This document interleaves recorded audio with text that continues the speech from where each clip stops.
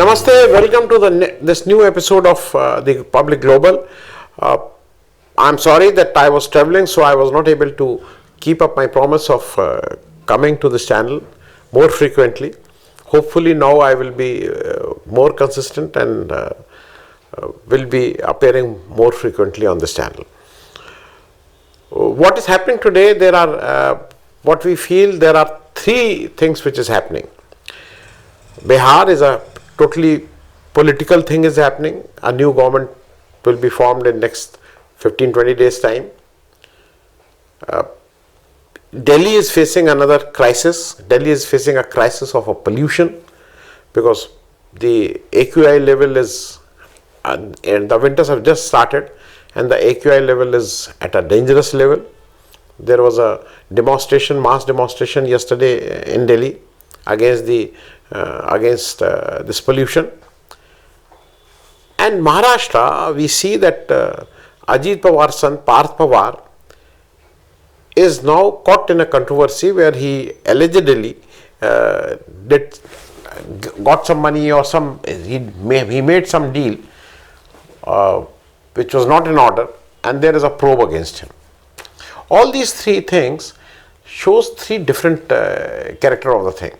One, there is the why I have told you these three incidents, because they are reflecting three arms of the Indian Constitution: the legislature, the executive, and the judiciary.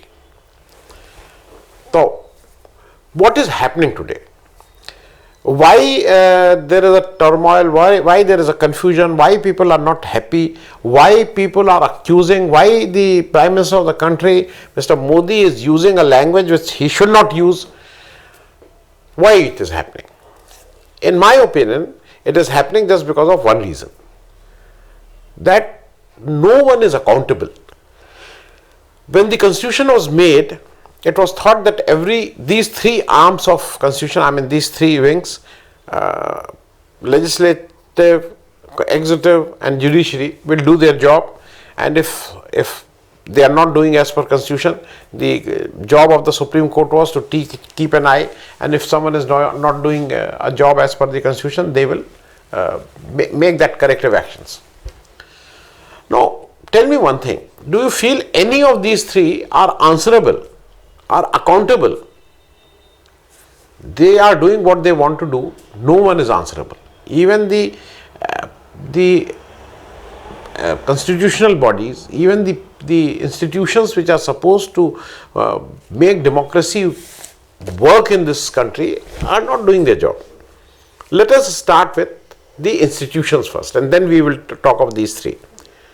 Election Commission is a very important institution because the democracy is a larger issue, but the first step of democracy is elections, and the job of Election Commission is to make a free and fair election where everyone is at par, there is a level playing field, and people vote a government of their choice, and that is the way it should be. Today what is happening, there is an allegation with proof which Rahul Gandhi says that there are multiple names of multiple times. One voter is appearing multiple times, maybe 200 times, 300 times in a voter list in Haryana. Now, this is a fact which Rahul Gandhi is telling. Now, the more important thing is to see whether that person whose name is appearing multiple times has voted multiple times. Now, if he has voted multiple times, then there is a problem. If his name is multiple times and he has not voted, he has only voted once or he has not voted, then there is no issue. There is no ground. But what is happening, how this can be ascertained, whether that person's name is appearing multiple times, has voted multiple times or not, the only thing is the CCTV camera footage, which the Election Commission refuses to show. And then it comes to be that Election Commission is not accountable. because the secrecy of vote is there, but the process how that vote is put is to be transparent. No, there, because election commission is not answerable to anyone. Election commission today, the way his appointment is done, he is only answerable to the chair, the prime minister, who has made prime minister, and Mr. Amit Shah, who has chosen him, and he has become the chief election commissioner. Only he is answerable to them. He is not answerable to the people of this country or to the Constitution of India. So the problem is non-accountability and not answerable. Now let us talk of legislative. Is legislative answerable to anyone or accountable? The who comes as a legislature or as a elected person? He comes through Indian system. He comes through a political party. Most of the cases, I will say, more than 99% cases come through a political party. Now that political party, before any election, be it a parliament election, be it a Vidhan Sabha election, comes and promises something and comes and says that these are 1, 2, 3, 4, 5, 6 in form of a manifesto. It says, I will do, if you go give me vote, if I form a government, I will do this thing for the students, this thing for the women, this thing for the pensioners, or something like that.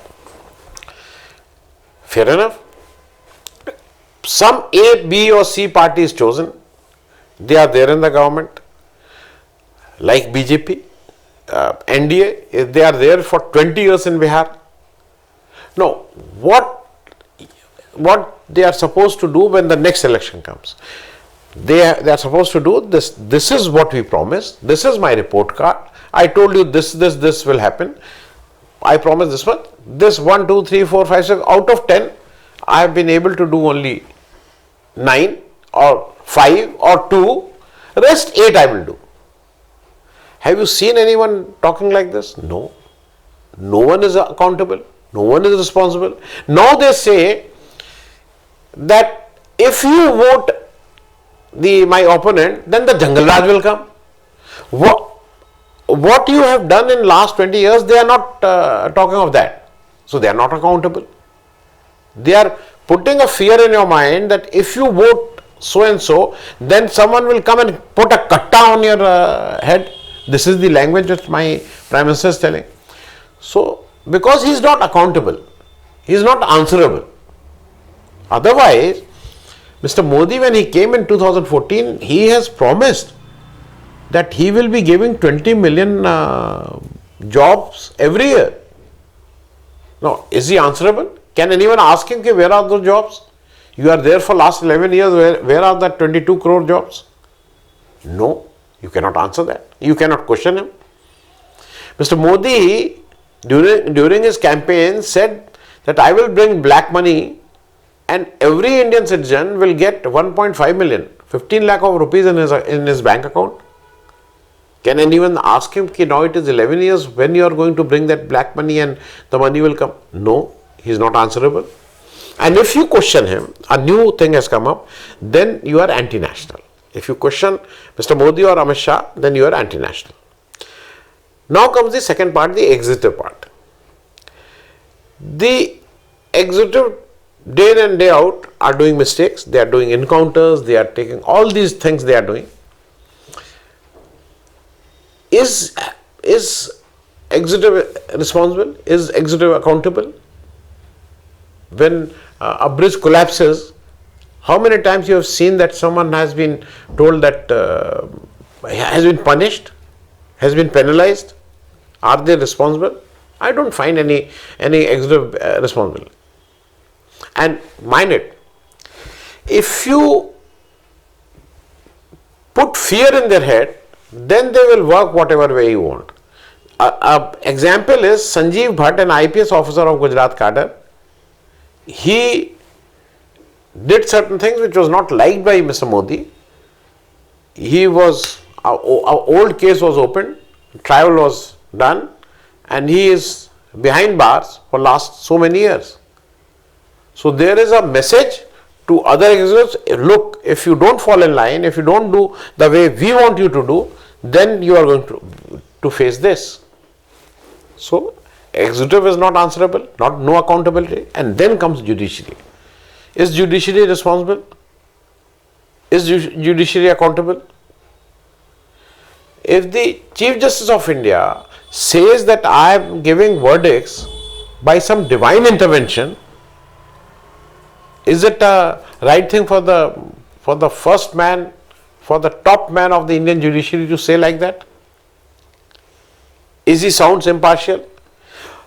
Umar Khalid is in jail for more than 5 years. It is being heard in Supreme Court. Every time there is a new date, and the matter is not, there is no trial. The matter is only limited to whether he will get a bail or not. And it is going on. So is judiciary responsible or accountable or answerable? No. So the problem in our country is that no one is responsible, no one is accountable. And last example, Mr. Rakesh Sinha